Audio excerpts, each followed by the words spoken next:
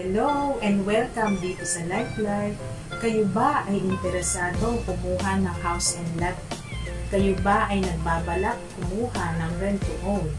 Ito ang pag-uusapan natin at i-share ko sa inyo ang mga proseso kung paano ang pagkuha ng rent to own.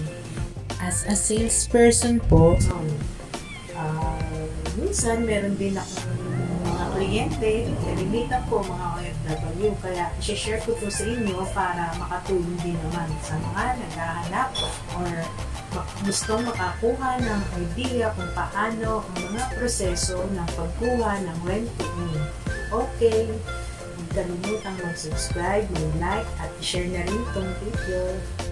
Shoutout nga po pala kay Miss Babylin at kay Miss Marivic at katatapos lang ng kanilang down payment sa kanilang unit at nag-aantay na lang silang ma-take out ng Pag-ibig. Congrats po! Thank you. At pag-usapan natin. Let's go!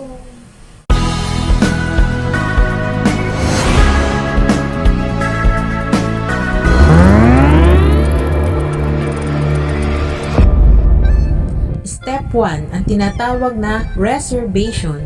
Ito ay ang unang proseso. Dito ay may paunang bayad upang ma-reserve o ma-hold ang isang property o yung napiling unit na nagustuhan mo.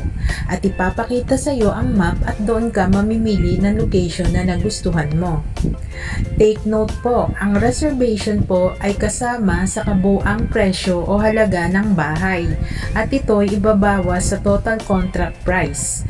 Number 2, kalimitan sa reservation ay non-refundable. So kung kayo ay nakapagbayad na at nag-back out ay hindi nyo na po ito makukuha. Ipapaliwanag naman po ito ng ating developer.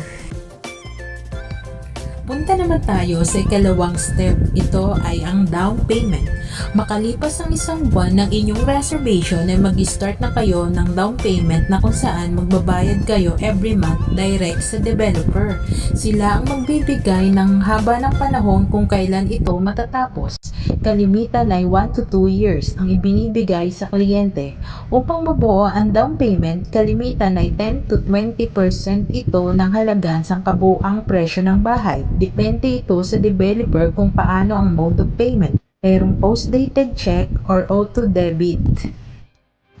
At kung nakumpleto nyo na ang inyong down payment, pupunta na tayo sa ikatlong step. Ito ay ang monthly amortization na kung saan ay mag-start na tayong magbayad monthly.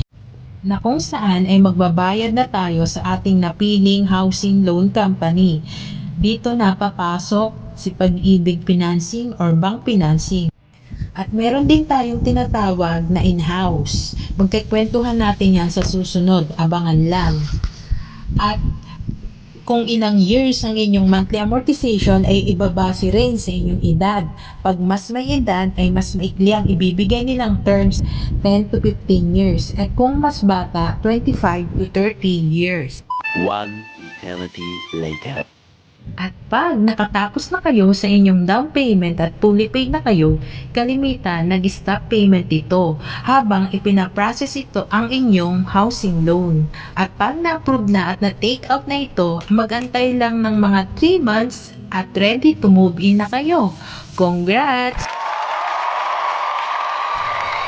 Ngayon, alam nyo na kung paano magproseso sa mga rent to own.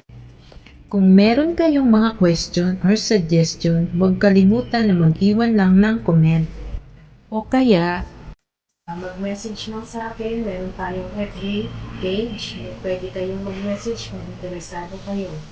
At pwede ko kayong i-assist. Maraming salamat. Hanggang sa muli. Bye!